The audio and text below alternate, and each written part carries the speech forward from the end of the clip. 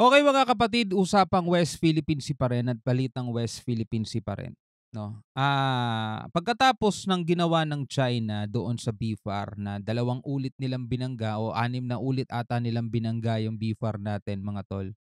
Ang sabi naman ni, Secretary Gibo Teodoro is mas mahalagang pigilan ang armadong pag-atake ng China sa West Philippine Sea. Yun daw ang dapat pigilan, 'no, yun ang importanteng pigilan natin. At tiniyak naman ng ating Armed Forces of the Philippines na gagawin nila lahat na makakaya nila mga tol para pigilan yung armadong pag-atake ng China mga tol. Kung saka-sakali lang na hindi na pagbangga lang o pag-water cannon lang ang gagawin nila sa atin, kumbaga gagamit na sila ng armed attack, yun ang importanteng mapigilan daw natin, 'no? At, ang ating AFP general na si Bronner ay, sinubukan, 'no, may kapabilidad kasi naman daw tayong gumamit ng flare katulad ng ginawa ng China. Kaya din ng Pilipinas yun, eh. Actually pinaputok nga daw niya yun, sinubukan niya. Yun nga lang, hindi daw natin gagamitin yun sa China, hindi daw tayo gaganti sa kanila.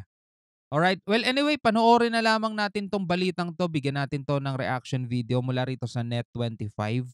Bago natin 'yan simulan siyempre 'wag mong kalimutan mag-subscribe sa ating YouTube channel kung trip mo yung mga ganitong klaseng reaction video, commentary, opinion sa mga balita ngayon na may kinalaman sa ating soberanya. Huwag na natin patagalin pa, panoorin na natin 'to mga tol.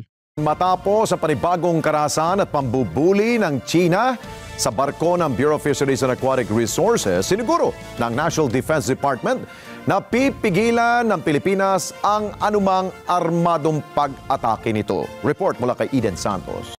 Ibang usapan na kasi yun mga tol. Kapag armadong pag-atake, hindi na siguro tayo rito pwede magpawalang bahala na katulad ng ginagawa lang nila ngayon na parang diplomatic protest na lang, 'di ba? Binangga na naman tayo. Ito kitang-kita sa picture, 'di ba? Ano, 'yan yung kinabig ng China yung barko nila pakanan ta's binangga yung barko natin mga tol. Ginaganyan tayo, hinahayaan lang natin. Pero siguro kung armed attack na gagawin nila sa atin mga tol, 'di naman siguro papayag ang ating kasundaluhan, 'di ba?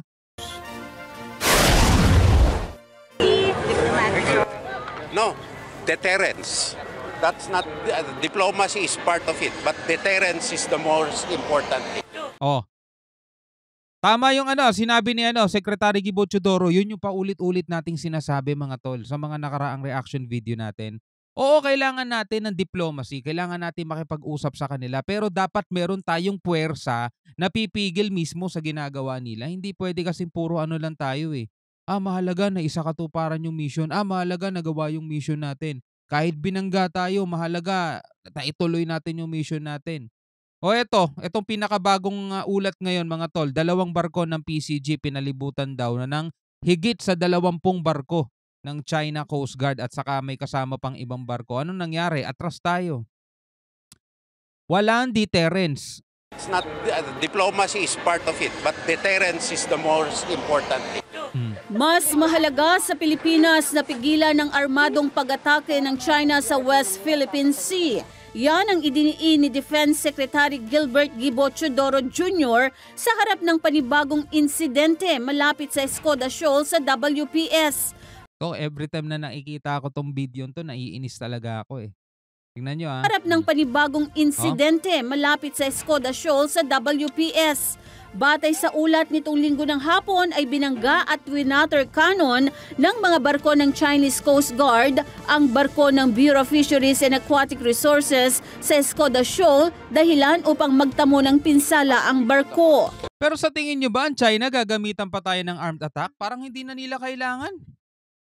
Sa dami ng barko nilang pipigil sa atin at babangga sa atin, hindi na nila kailangan gumamit pa ng ganong puwersa.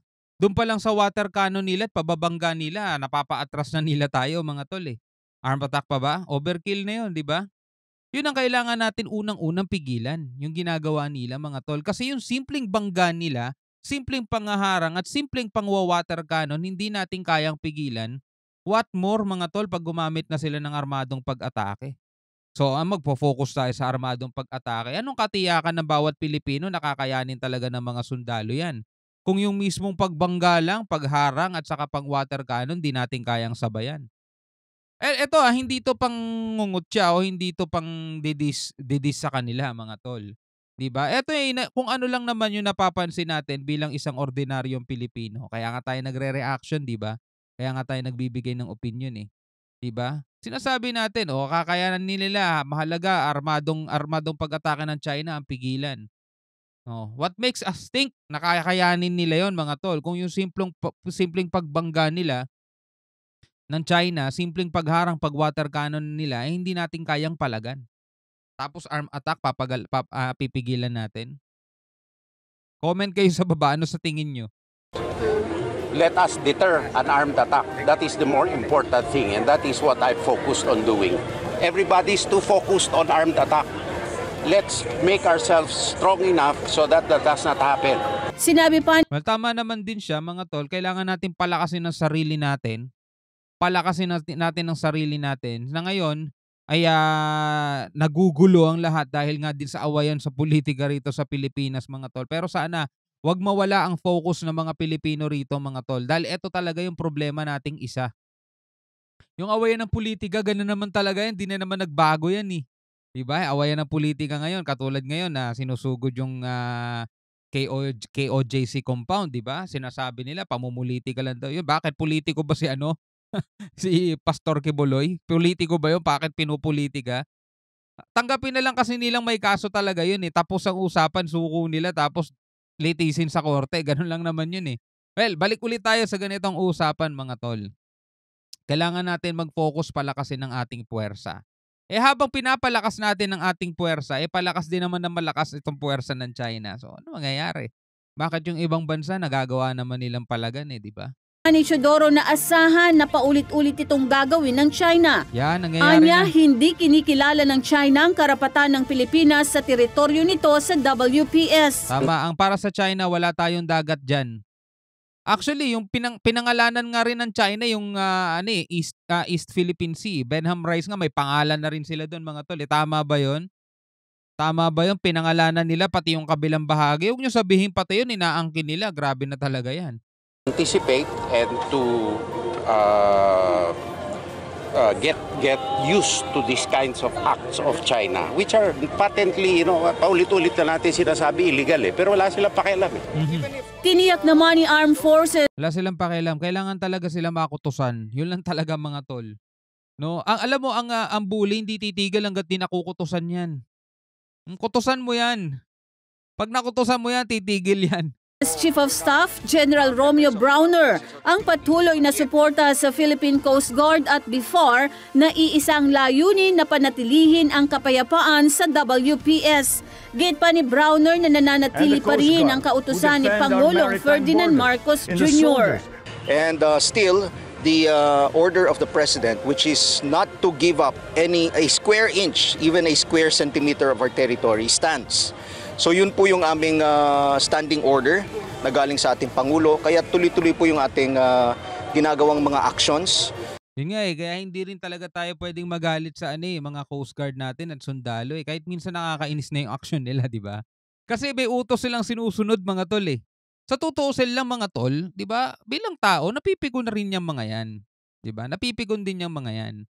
At sa totoo lang, gusto na talaga nila makipagsabayan. Kaso nga lang, meron silang sinusunod, di ba? Pero ang tanong, hindi ba nakikita ng gobyerno natin kung ano na yung nangyayari? Puro sila diplomatic protest, Oo, kailangan yun. Kailangan yun. Pero dapat lalo silang manggigil, na palakasin yung ating sandatahan, di ba? Although ngayon, meron tayong mga programa para i-modernize etong ating Armed Forces of the Philippines, which is good thing naman, mga tol.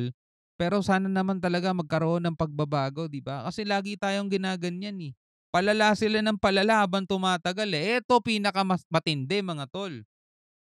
Kapag nagpalit na tayo ng presidente, which is mangyayari din naman yan 2028 kapag meron ng bagong halal, hindi natin alam kung back to zero tayo o ipagpapatuloy natin yung ginagawa natin ngayon. Kasi kapag nag-back to zero tayo, meaning yung presidenteng susunod, mahina ang loob, mga tol, at sabihin na lang, hindi natin kaya China, No, ipagpatuloy na lang natin yung pakikipagkaibigan sa kanila at saka tanggapin na lang natin yung tulong nila. Tapos na, wala na tayong tension na ganyan.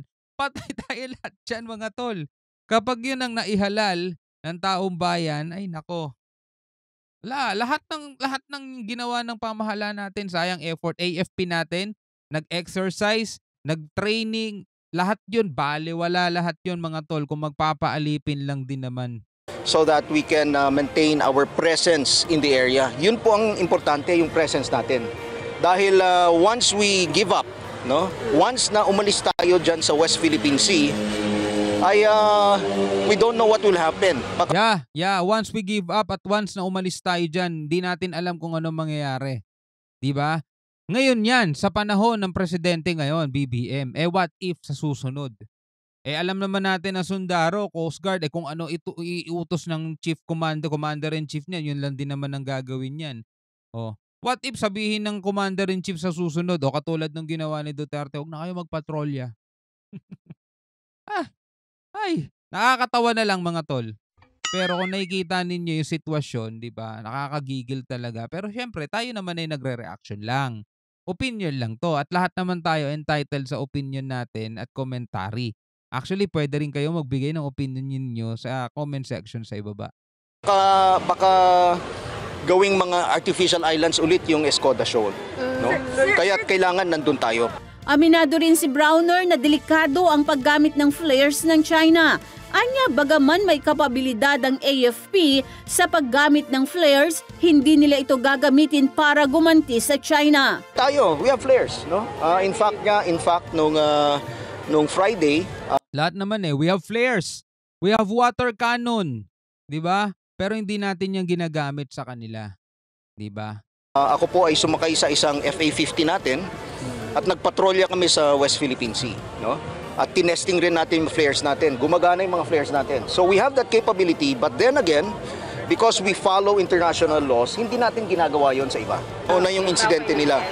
Tayo, tinesting natin on Friday. No? Okay. Ano yung danger ng paggamit ng flares kapag tumama sa ating barko? Well, pwedeng sumabog yung eroplano natin, no? Or pwedeng masunog yung barko natin pag tinamaan ng flares. Eden Santos. So yun ang nangyayari mga tol. So ayaw natin gawin yun sa kanila dahil once na magkamali tayo, for example, ginamitan natin sila ng flare, sumabog eroplano nila o kaya nasunog barko nila. Sa tingin nyo, ano ang next na mangyayari? Yun din ang iniingatan nila. Pero hindi naman kasi yun yung hinihingi natin sa kanilang response. Diba? Hindi yun yung hinihingi natin sa kanilang response mga tol. Diba? Kailangan lang talaga natin maging matibay at makita talaga natin na bilang isang bansa na kinikilala at kiniklaim natin yung ating soberanya, ipakita talaga nating atin yan. Diba? Ipakita talaga nating atin yan. Hindi natin hinihingi makipagbarilan sila kaya sunugin nila yung barko ng China. Actually, kaya naman talaga nila yun Diba? Pero mas malaki ang magiging kapalit nun. Mas matindi magiging kapalit nun mga tol. Pero alam nyo na, kailangan talaga nating makipagsabayan sa kanila kung kinakailangan. Palagan sila kung kinakailangan. Kasi kung hahayaan lang natin silang bubulihin tayo, tapos diplomatic protest, tapos magkakasundo daw, tapos after 1 week o wala pang 1 week, ayan na naman ang China, babanggain na naman tayo. Wala, paulit-ulit yan mga tol. Tulad nga nung sinabi ko nung nakaraan, baka nga may apo na yung apo mo Hindi, wala ka na rito sa mundo, wala na tayo rito sa mundo, pero ginaganyan pa rin tayo ng China. Anyway, bilang isang Pilipino, ano masasabi mo dyan? Comment ka na lang sa ibaba. Hanggang sa muli, ako nga pala si Shobaldi. Peace out.